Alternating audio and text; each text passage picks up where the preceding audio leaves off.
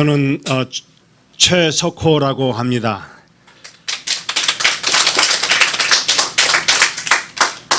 여러 목사님들도 여기 많이 계시고 지성인들이 많이 계신 것 같아서, 그리고 오늘 이런 자리에 예배를 아침 다 보시고 또 오후에 이렇게 특별 출입을 하신 것 같아서 대단히 감사합니다. 저를 먼저 소개를 하면은 아시는 분도 계시지만은 저는 한인 1세로서 제가 뒤를 돌아다 보면은 아마 하나님 역사라고밖에는 얘기를 못 하겠어요. 제 뜻이 아닌데도 억지로 그냥 물구덩이에 사람들이 밀어 넣는 바람에 26년 전에 1998년에 영어도 잘 못하는 나 같은 사람을, 그리고 얼굴 색깔도 다른 사람을, 그때 당시에 어반에 살면서 이민 1세로서 색다른 사람을 왜 나한테 정치계에 들어가라고 사람들이 막 푸시를 해요. 그래서 출마를 했더니 당선이 됐어요. 그래가지고 이때까지 26년 동안을, 그러니까 2022년까지 제가 현직 당선직을 했기 때문에 24년 동안을 한 번도 끝나지 않고 continuously elected official, 그런 기록을 세웠었습니다. 그러니까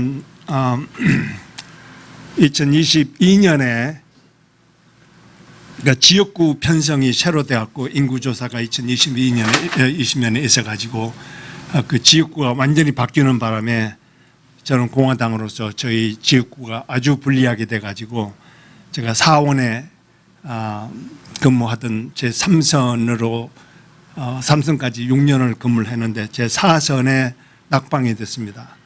그런데 이번에 37지구에 상원 자리가 났는데 거기는 73지구 하원 지역에서는 약 15%, 18%까지 민주당, 무소속, 공화당 이런 순서였는데 이번에는 약 한 4%, 4.5% 정도 민주당, 공화당이 아직도 열세인데 그런 입장에 있는데 해볼 만하다 이렇게 판단이 나와서 이번에 상원에 도전을 하고 있습니다.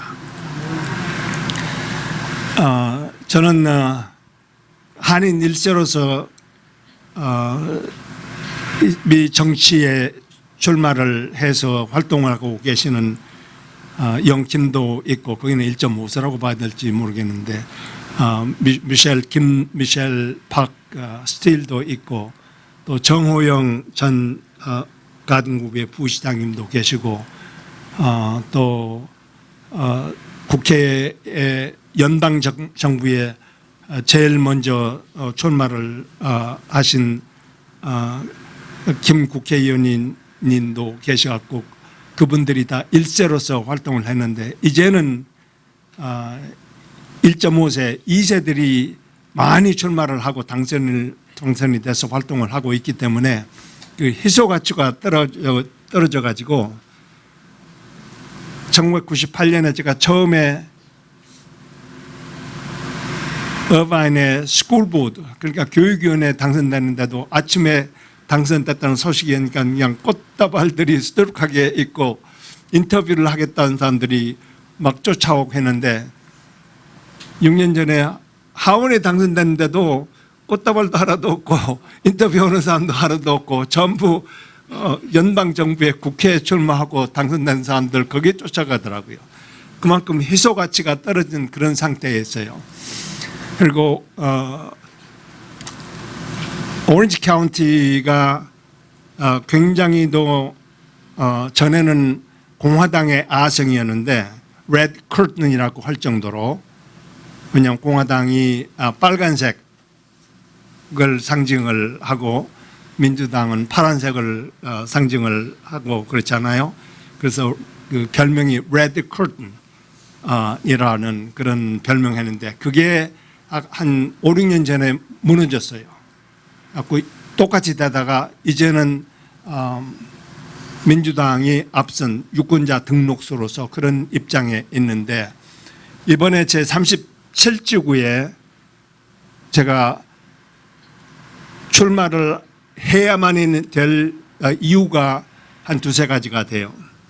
먼저는 68지구에 제가 하원에 6년 동안 근무를 했기 때문에 그동안에 제 그 지명도가 많이 알려졌는데, 저를 상대하는 민주당 후보는 현재 서브하고 있는 그 지역구가 풀러튼 남부의 약 10%밖에 안 들어가요. 그러니까 그 지역구는 하원이 80명, 그러니까 주 전체가 80개 지구로 갈라지니까, 그런데 상원은 40명밖에 안 돼요. 그러니까 40개 지역이죠. 그러니까 배가 돼버리는 거죠. 약 1밀리언 정도 시민을 대표하는 가장 큰, 그러니까 국회의원보다도 그 지역구가 제일 많아요. 그런 지구를 대표하게 되는데, 아시다시피 이 주정부 이상에서는 하원, 그러니까 예비선거와 본선을 꼭 거쳐야 돼요. 그런데 지난 3월 5일 날 예비선거가 있었는데 그때 11명이 나왔어요. 공화당 4명과 민주당 7명이 나왔는데, 제가 제일 돈이 아마 적었을 것 같아요, 제 생각에. 그리고 나이가 많다는 이유로서 우리 공화당에서 나를 배척을 하고 일부러 내가 출마를 일찍 공언을 발표를 했음에도 불구하고 영블러드가 필요하다고 젊은 사람을 리크루트를 해가지고 후원을 해가지고 돈을 거기다가 주고 지지성명을 거기다가 다 주고 하는 그런 입장임에도 불구하고, 제가 아까 말씀드린 대로 68지구 전체 그 지구가 현 상원 지구에 들어가기 때문에 벌써 제가 50% 사람들이 통계적으로 볼 때 알고 들어가는 그런 좋은 입장에 있기 때문에, 그게 11명의 후보 중에서 제가 돈을 못 쓰고 지지성명을 못 받고 함에도 불구하고 2등으로 당선된 이유가 바로 거기 있었어요. 그러니까 제 후보가 저를 비웃는 문구가 있었는데, 공언으로 하면서 스티븐 초이는 안 된다. 왜냐하면 자기 인기도가 높아가지고 이름 인지도가 높아가지고 당선된다고 선거운동도 안 되고 안 돌아다니고 모금운동도 안 한다. 그러니까 그 사람은 안 되니까 나를 찍어주시오. 그 필라파의 후보가 그럴 정도로 저에 대한 그 과소 평가를 하고 있었는데, 저는 믿는 게 있기 때문에 출마를 꼭 해야만 됐어요. 왜냐하면 현재 제가 처음으로 하원에 2016년에 들어갔을 때는 그때 한인 사람이 한국 사람이 딱 하나 저뿐이었어요. 그것도 이민 1세로서. 그런데 2년 후인지 4년 후에 데이비드 민니 출마를 해갖고 상원에 들어왔어요. 그래서 상원에 한인 하나, 하원에 한인이 하나, 두 사람이 근무를 하다가 그분이 아시다시피 국회, 연방정부의 국회로 출마를 지금 하고 있어요. 그러니까 그분이 저를 떠나보내니까 상하의원에 한 명도 한인이 없을 그런 가망성이었어요. 그런데 출마를 지금 하원에 한 분들이, 저는 상원의 한 사람으로서 한국 사람으로 상원에 출마하는 사람은 저 혼자뿐이고, 하원에 제가 이름을 잘 모르겠는데 한 2명 정도가 LA 지역에서 예비선거 프라이머리를 통과를 한 사람이 있는 것 같아요. 그러나 내가 보기에는 당선이 그렇게 될 만한 그 인지도가 있는 사람들이 아니기 때문에, 당선이 될 한인 후보 중에서 가장 가능성이 있다고 생각하는 사람은 제 37주구밖에는 없는 것 같아요. 그중에서도 제가 하원을 6년 동안 근무를 했기 때문에 저희 인지도로서 이번에 저와 대적을 하는 저희 어포넌트가 상대를 해서 이길만 하다. 그 이유가 두 가지가 있습니다. 넘버 원은 11명 중에서 예비선거에서 4명이 아까 공화당이라고 그랬죠. 4명이 얻은 표수를 더하고 또 7명이 얻은 민주당의 표를 합해서 비교를 공화당과 민주당을 비교를 해보니까 53%가 공화당이었어요. 그러니까 예비선거에서 찍었던 그 추세만 계속해서 본선으로 이어진다면은 그때는 제가 당선권에 들어갔다고 생각을 해도 되는 거죠. 그리고 두 번째로서는 지금 우리 이정현 목사님께서 발표하신 대로 또 김삼도 목사님께서 언급을 지금 넌지시해 가지고 우리나라가 이 미국이 어느 방향으로 나가고 있는지 참 어려운 입장에 있다. 우리 기독교 신도로서는 참 한탄스럽고 한심스러운 그런 정책의 방향길로 지금 나가고 있다. 이런 각성 운동들이 일어나는 일반 투표 그러니까 유권자들이 있고 또 특히나 기독교에 계시는 미국의 기독교 목사님들께서 많이 각성을 해가지고 우리가 정치에 참여는 않지만은 우리가 성도를 깨우치는 그런 임무는 있다. 이런 각성 운동이 일어나고 모임을 돌아다니면서 좀 사방하고 있어요. 그런데 한 달 전인가 허링턴 비치에서 했는데 약 500명이 모였더라고요. 그런데 아까 보니까 우리 이정현 목사님께서 굉장히 아주 스마트하시게 저는 트럼프를 찍으라고 여러분에게 말을 안 씁니다. 다만 이렇다고 상황만 말씀을 드렸습니다.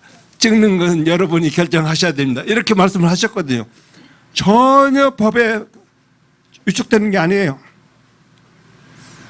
그러니까 옳고 그른 것을 교회가 성도들에게 가르쳐줄 그런 의무가 있다고 봐요. 나라가 벼랑 끝으로 떨어지고 있는데 가만히 있어가지고 우리 교회가 공중에 떠 있는 것으로 많은 목사님들이 착각을 하고 있는데 이 교회 내 구석이 땅에 뿌리를 두고 있는 이상은 그건 그 법에 따라야 돼요. 그런데 법을 결정하는 사람들이 누굽니까? 입법부에 있는 사람들이에요. 국회는 연방정부는 연방정부의 국회의원들이고 주 안에서는 주 위에 사크라멘토에 있는 상원과 하원들이 결정하는 그런 법안에 의해서 목사님들이 교회가 운영이 돼야 돼요. 그러니까 목사님들이 어떤 정계 분리해서 어떤 말을 할 수 있고 어떤 활동을 할 수가 있는 것을 그 법으로 정하게 되는데 만약에 지금 그런 운동이 몇 년 전부터 계속되는데 가령 우리 모든 목사님들이 게이, LGBTQ 결혼을 꼭 해야 된다. 그런 의무를 주겠다는 그런 그 빌들이 많이 제안되고 있거든요. 만약에 그게 통과되었고 주지사가 서명을 하게 된다면 여러분 어떻게 하시겠습니까? 그러니까 일제시대에 일제 무슨 시인이죠? 거기 참배를 하겠느냐 안 하겠느냐 목사님이 그런 위치에 처해있다고 그랬었죠. 이번에는 그러면은 게이 LGBTQ 동성 결혼식을 주례를 하실래요? 목사 자격증을 반납하실래요? 이런 결정에 처하게 되면은 어떻게 하시겠습니까? 그런 상황이 오기를 원하십니까? 그렇기 때문에 우리 목사님들이 우리 성도님들이 지금 우리나라가 이 미국이 또 세계 전체가 어느 정책의 그 흐름으로 나가고 있는가를 잘 깨달으셔야 돼가지고 우리 교인들이 목사님들이 교회가 다 함께 일어나가지고 아까 이정현 목사님께서 말씀하신 그런 각성 운동들이 일어나고 투표에 여러분들 우리 투표가 이제 11월 5일에 옵니다. 이제 한 달도 안 남았습니다. 유권자 등록을 해야 됩니다. 유권자 등록의 자격은 시민권을 가지고 18세 이상이면 됩니다. 이런 걸 해서 강조를 하시고 투표를 꼭 하셔야 됩니다. 이런 강조를 하는 것은 일반적인 누구 편을 안 드는 것이기 때문에 얼마든지 할 수가 있는 것이거든요. 저희 그 어포넌트 얘기를 뭐 한두 가지만 하자면은 그분은 그 학생 성전환에서 학생들이 어린애들이 학교에서 그렇게 결정을 하고 선생하고 얘기를 하고 한다면 부모한테 알릴 권리를 줄 필요가 없다 하고 거기에 찬성한 사람이에요. 그리고 지금 가스 프라이스가 캘리포니아가 전국에서 제일 높다는 거 여러분 아신도 지금도 5불 가까이 뭐 4불 50, 뭐 5불 이렇게 하고 다른 데는 뭐 2불 50 뭐 그러잖아요. 그런데 그 이유가 지난 SB1에 SB1이 거기 가스 텍스를 인크리스 하자는 결정적인 법안이었는데 거기에 찬성해 가지고 소환을 당했던 사람이에요. 그 결정적인 그 디사이딩 보트를 했다고. 그런데 그분이 2년 후에 다시 출마해갖고 어떻게 해서 또 당선이 됐어요. 그런데 이번에 또 가스 올리자는 법안을 제안하는데 거기에 또 찬성하고 있는 사람이에요. 이 오렌지 카운티에 보드 오브 에듀케이션이라고 교육위원회가 있어요. 카운티 전체 학교들을 관장하는데 거기에 그 교육위원들이 5명이 있는데 그 사람들이 전부 다 공화당이에요. 굉장히 아주 그 심각한 교육 정책을 결정하는 차러 스쿨 같은 것을 찬성을 하고 도와주자고 주장을 하는 보수 공화당 멤버들이 5명을 차지하고 있으니까 이거 어떻게 되나, 이거 어떻게 해서 리버럴 민주당들이 들어가게 하다 이렇게 생각을 한 끝에 닉슨이 아니라 조 바이든 대통령이 현재 9명의 대법원을 수를 9명에서 뭐 15명으로 늘리자 이런 운동을 하겠다고 주장하는 것을 신문에 보신 적도 있는 거 보신 것을 보신 분도 계실 거예요. 그런데 그걸 갖다가 이름을 그 코트 패킹이라고 해요. 그 수프림 코트에 사람을 집어넣겠다 해서 코트 패킹이라고 하는데 이 사람 법안은 여기 오렌지 카운티의 그 보드 오브 에듀케이션 그러니까 모두 수를 현재 5명에서 7명으로 늘리자. 그러니까 보드 패킹하는 그 비를 제안을 했는데 그 사람이 주 메인 오서예요. 자기 혼자서 그걸 법안을 제안했어요. 나중에 그럼 나도 찬성합니다. 나도 끼워주세요 해가지고 데이비드 민이 또 한국 분이 거기까지 끼어들어가지고 그 보드 패킹 수단을 써가지고 그것을 법안을 통과해갖고 민주당을 집어넣으려고 했는데 그러니까 거기서는 그 사크라멘토에 그러니까 와싱턴도 마찬가지일 거예요. 그 당 소속이 일단 되면은 그 정책 결정을 법안이 상정이 되게 되면은 이 법안은 찬성을 해라, 반대를 해라, 기권을 해라 이런 지시가 그 가이드라인이 다 나와요. 그런데 거기를 이탈한다는 것이 굉장히 어려워요. 나는 우리 공화당 이 법안 추천에서 한두 가지를 이탈한 적이 있어요. 나중에 그 시간이 기니까 그 얘기를 않겠고. 그런데 데이비드 민께서 거기 공동 발의자로 들어갔고 그걸 상하위원회에서 그것도 전국의 전 전국이 아니라 캘리포니아 전체에 58지구 카운티가 있는데 그 중에 오직 오렌지 카운티 모두만 LA만 하더라도 5명이에요. 근데 거기는 그 일렉션도 않고 보드 오브 슈퍼바이저가 지명을 해요. 그런 데를 일렉션 하도록 하자 하고 해야 될 텐데 어떻게 오렌지 카운티만 패킹 뽑아내 가지고 오렌지 카운티를 보드 패킹 하겠다고 하자고 주장을 했는데, 그런데 다행히도 주지사가 비토를 했어요. 그러니까 통과가 안 된 거죠. 또 하나는 여러분들 불법 체류자가 계셨다면은 아마 환영할 법안이 $150,000 다운 페이먼트를 그 남부에서 그냥 걸어두는 사람한테 또 불법 체류자들에게 주자는 그런 법안이 상정됐다는 거 들어보셨지도 모르겠는데 그 법안을 지지한 사람이에요. 그러니까 그 일러스트레이션을 하자면은 끝이 없이 극좌파적인 그런 행동을 하고 그 팔러시를 지지를 하는 사람이기 때문에 그러니까 그 어떤 법안을 내가 그분이 지지를 하고 제안을 했는지를 한두 가지 일러스트레이션으로 여러분에게 소개를 했지만은 그 수를 하나하나 찌자면은 약 4,000개가 넘어요.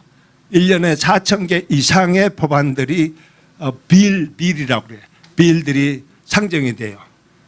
그러니까 그 상원, 하원이 있기 때문에 상하위원회에서 그렇게 많은 빌들을 1년에 제안하는데 그 법들이 여러분의 재산과 그 가정과 행복을 위해서 노력하자 하는 법들이 몇 개나 된 줄 아세요?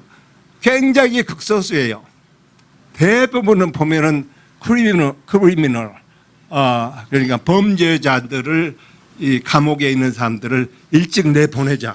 그리고 도둑질을 950%까지는 해도 처벌을 못하고 그 사이테이션 정도 받는다. 여러분 그래서 grab and smash 그 운동들이 그냥 부시하고 계산기 들고 다니면서 쳐가지고 950불 이하만 하고 걸어 나간다고 하는 건 뉴스에다 많이 보스 그런 것들을 다 반대를 하고 있는 것이 바로 극좌파들이에요. 근데 문제는 우리 캘리포니아에서 이걸 어떻게 스탑을 시키냐 하는 것인데 아주 현재로서는 어려운 상태에서요. 왜냐하면 40명의 상원 중에서 공화당이 몇 명이나 되는지 아세요? 누가 아시는 분? 없으세요? 그만큼 사람들이 관심을 안 두는 거죠. 딱 8명이었어요. 근데 민주당 의원 중에 하나가 자기가 이제 여러 가지 그 상황 때문에 그 후보자 상황 때문에 민주당이 공화당 밭에서 당선이 됐어요. 근데 이제 재선을 하려고 보니까 재선이 어렵게 되니까 할 수 없이 공화당으로 전화를 한 여자분 상원인 하나 있어요. 그래서 그분 때문에 지금 9명이 됐어요. 그런 형편에 있고 또 하원 형편은 어떤 줄 아세요? 하원은 80명 중에서 몇 명이 공화당인 줄 아세요? 18명이요. 그러니까 양쪽 다 한 슈퍼 마이너리티 18% 20% 밖에는 우리 공화당이 차지를 하고 있지 않기 때문에 그 과반수면은 21표면은 상원에서 법안들이 통과를 하고 하원에서는 41표면은 통과를 하고 또 헌법 개정이나 주민 발의안을 발의하고 세금을 올리자 하는 것은 3분의 2 표를 얻어야 되는데 그게 약 67, 8%죠. 그 선은 벌써 훨씬 넘어버린 거예요. 그러니 어떻게 8명과 18명의 수로서 그렇게 많은 악법들을 다 저지를 시키겠느냐. 그거 절대 할 수가 없는 거죠. 그러니까 캘리포니아의 문제는 lack of balance of power예요. 그러니까 그 힘의 균형을 20대 20, 40대 40에 가깝도록 그걸 양쪽 파워를 당을 투표를 해서 올려줘야 사운드 디베이트 아주 건전한 이게 토론이 일어나고 또 서로 필요하니까 양당의 협조가 생기는 거죠. 내가 공화당으로서 민주당의 표가 필요하다면은 민주당한테 가고 설득을 해서 왜 yes 표가 당신한테 중요하고 이 시민에게 주 시민에게 유리한가 설득을 해서 몇 표를 거둬 들어오면은 40대 40이라 할지라도 41표가 될 수 있고 그러니까 그런 니고시에이션이 생길 수가 있고 설득이 생길 수가 있고 디베이트가 생길 수가 있는데 지금은 그것이 전혀 필요 없으니까 그냥 공화당이 지나가 인사도 않고 지나가 버려요. 그런 형편이에요. 그래서 현재 제가 다행히도 제 37지구 제 지역이 이 전체 캘리포니아에서 약 3개를 세 지역을 희망을 그러니까 공화당이 당선을 할 수가 있는 세 지역을 주는데 제 지구가 넘버원이에요. 그래서 저를 배척했던 나이가 많다고 배척했던 공화당에서 이번에는 이제 미워도 다시 한번 해서 민주당하고 싸우게 되니까 공화당이 이겨야 되잖아요. 그리고 아까 그 프라이머리에서 표를 더해 보니까 53%를 넣네. 그러니까 최석호가 스티븐 조이가 당선권이 되고도 났네. 그러니까 여기를 당선시켜야 되지 하고는 나한테 돈을 부어요. 그래서 이 선거 전략을 짜는 컨설턴트라는 게 있어야 돼요.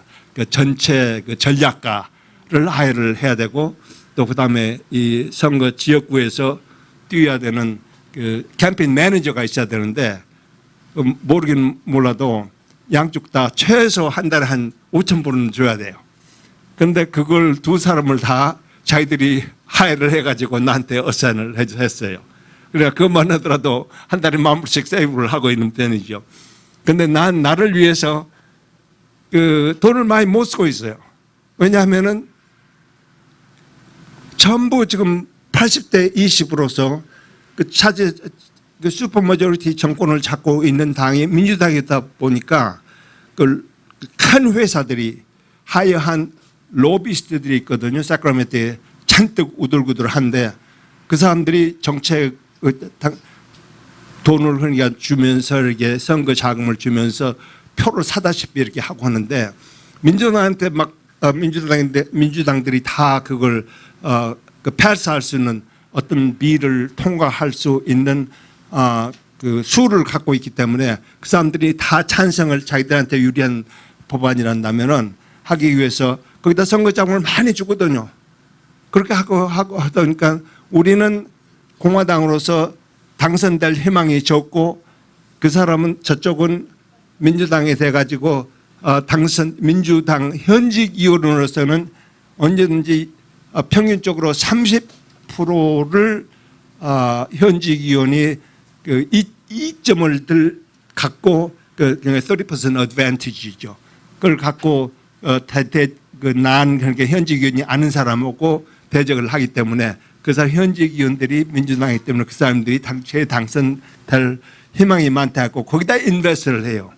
제가 이번 3월 달에 3월이 아니라 5월이네요. 사크라멘토에 가고 펀드레이싱을 내가 재임하고 있을 때는 한 번에 하면은 2만 불, 3만 불씩이 나왔거든요. 이번에는 로비스트가 한 사람도 안 나타나더라고요. 왜냐하면 내가 현직이 아니기 때문에 현직인 현재 민주당하고 상대를 하는데 그 사람 눈치를 봐야 되니까 거기 가서 돈 줬다고 한다면은 자기들이 와서 밀 상장하고 때 그 사람 심정을 나쁘게 하고 그러니까 그만큼 그 현직 의원이 아닌 사람은 불리한 입장이었어요. 그래서 사크라멘토에 제가 전혀 돈을 의지를 로비스에 할 수가 없어요. 그래서 그 뒤로는 전혀 사용을 하고 이 로컬 정부에서 그러니까 로컬 그 지축에서 펀드를 하고 있는데 근데 저는 하원에 있는 동안 여러분들이 아시다시피 여러 가지 법안들을 제출해갖고 통과시킨 것도 그 아주 중요한 그러니까 입양아 해외에서 온 입양아 권한을 이 전체적으로 미국에서 국회에서 연방 정부에서 해야 될 것을 자기들이 지연시키고 않고 있기 때문에 캘리포니아로 입양하는 입양아만큼에는 자기가 입양된 카운티에 이게 birth certificate 것을 신청을 60일 내에 하도록 그걸 통과를 시켰거든요. 그 2021년부터서 발효가 되는데 그런 것을 비롯 해서 뭐 김치의 날이라든지 도산한 장우의 날이라는 게 아리랑의 날, 국위를 선양하는 여러 가지 뭐 태권도의 날이라니 날 얘기를 해보세요. 그것들 전부 제안해갖고 그 통과를 시켜가지고 김치의 날만 하더라도 김치 수출이 뭐 40%가 그게 통과된 다음에 올라갔다고 그 AT 사장님이 오셔서 나한테 점도 사주고 한 적이 있었거든요. 그만큼 저는 이제 한인 일세로서 주정부에 있게 되면은 한인 커뮤니티를 위해서 여러 가지 그 법안이나 결의문들을 통과를 시키도록 이렇게 노력을 해왔는데 이번에 보이스가 없게 된다면은 그래도 좋습니까? 하고 그런 위기에 있습니다 하고 내가 얘기를 하고 다니는데도 내가 참 이해를 하지 못할 정도로 굉장히 아주 그 미지근한 그런 리액션을 받고 있어요. 그래서 내가 아주 궁금하거든요. 그러니까 한국인 목소리를 대변을 할 사람이 필요합니다.